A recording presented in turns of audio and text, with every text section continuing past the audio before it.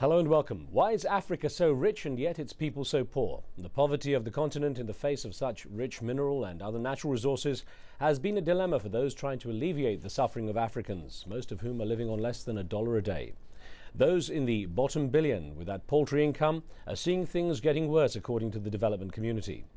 Most of Africa's countries have suffered from colonialism and its after effects, corruption, despotic rulers and civil and cross-border wars.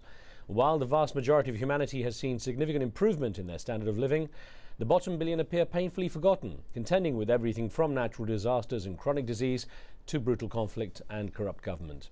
On today's program we ask, is foreign aid helping or hurting Africa? And in a global economic downturn, will the flow of aid dry up? Remember, you can join our conversation with your questions and comments. Log on to livestation.com/AJE, enter the chat room and take part. And of course, we'll always welcome your phone calls on the show.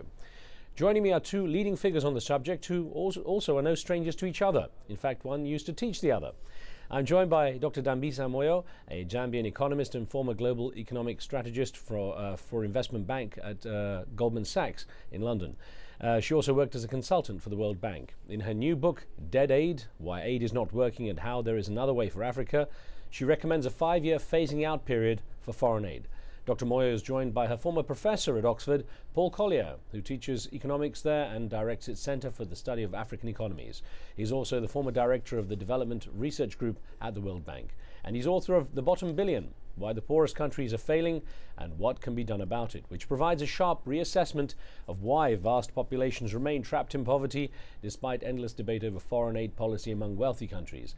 He recently co-wrote a report for the UN Industrial Development Organization, arguing that a robust manufacturing sector is critical to lifting the least developed countries out of the poverty trap. And that report just came out and it's called Breaking In and Moving Up, New Industrial Challenges for the Bottom Billion and the Middle Income Countries. Professor Collier joins me here in Washington, D.C. Now, welcome both of you to the show. Thank you very much. Thanks for inviting us. Professor, if I could start with you and your view that about 1 in 6 people, the bottom billion as you call it, is trapped in poverty and can't be fixed with traditional approaches and could actually be made worse by globalization. Is there one particular factor that makes their position so different, that keeps them so trapped? I don't think there is a single trap.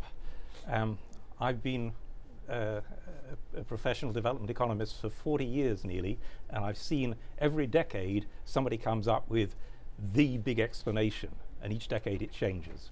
So what, in terms of like the 2 or 3 factors that you see repeated in these nations that have this continuing poverty trap, if you like, what would they be? I think there are 4 of them. One is that some countries, like Dambisa's own country, Zambia, is landlocked, and that makes development a whole lot harder if you can't get to your market. So chopping Africa up into more than 50 countries has meant inevitably that a lot of them can't get to the coast. So that's one thing.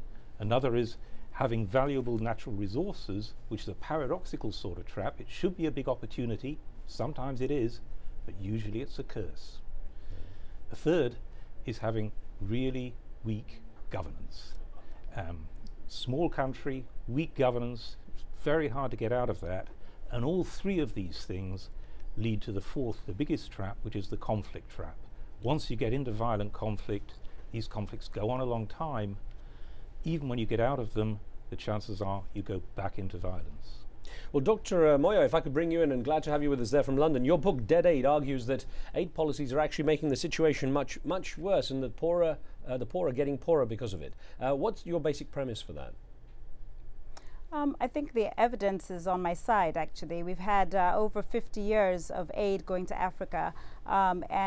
Just to be clear, I'm not talking about humanitarian aid, nor am I talking about charity aid. That's a relatively small beer. And although those 2 types of aid do have problems, particularly in the context of implementation, I'm really concerned about the what I estimate is about $1 trillion of aid that's gone to Africa over the last 50 years, with very little to show for it. I mean, the original architects of the aid model had 2 specific goals. One was to increase growth, and the second one was to reduce poverty. And on those 2 metrics, it's clearly failed.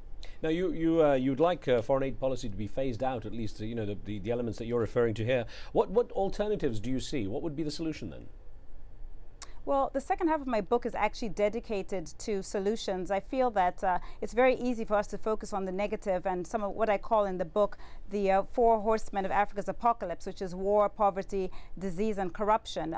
But I wanted it to be a constructive book and really focus on some of the solutions, which include focusing on trade, not with the traditional markets such as those in Europe and the United States, but really forcing or suggesting that African governments start to focus on building alliances with the new emerging economies such as China and India, but also the capital markets. As ironic as it may seem, given the current state of the global markets, I think it's really going to be important for African governments to focus on ensuring that when the markets come back, which they inevitably will do, that they are ready to participate as equal partners in the global stage. We'll touch a little bit more on solutions in a moment. Let's get David on the line from the United Kingdom. He's joined us by phone. David, what would you like to ask? Yeah, I tend to think that the governments actually, if they want to really bring development in African countries, they should focus on themselves, actually the people themselves. If the people do not take part in working on their own and being empowered, nothing in terms of aid will help them. Dr. Moyo, isn't that one of the problems that people are not able to control their destinies in many of these countries because of the way the government's run? Absolutely. I mean, absolutely. I think the evidence, again, is very clear that many Africans on the continent are disenfranchised by the fact that the governments are so focused on and are beholden to the donor community. I mean, they spend a lot of time catering to what the donors would like to see in terms of conditionalities, even though, you know, in general, they tend not to work. But I think that is fundamentally the problem. And until there's accountability to African citizenry, we will continue to see a cycle of despair. We've got a chat room question that came in. It's just printed out for me here on the set from Jean in New York. And Professor Collier, if I could put this to you, sir. Again, our chat room is running live as we do this live. It says, out of the $25 billion in aid, additional aid pledged to Africa by the G8 in 2005, only $3 billion was delivered. Isn't free trade the only foundation on which Africans can prosper? And I guess that goes to what Dr. Moyo was saying. Yeah, and I'd very much agree with Dambisa there, that I think, first of all, governments have to be accountable to their own citizens. At the moment, they're either accountable to donors or, in reality, to nobody very much. And so building a culture of accountability to your own citizens, that's essential. And then I think the message of trade as being the engine out of poverty is right. And as Dambisa says, it's not traditional trade.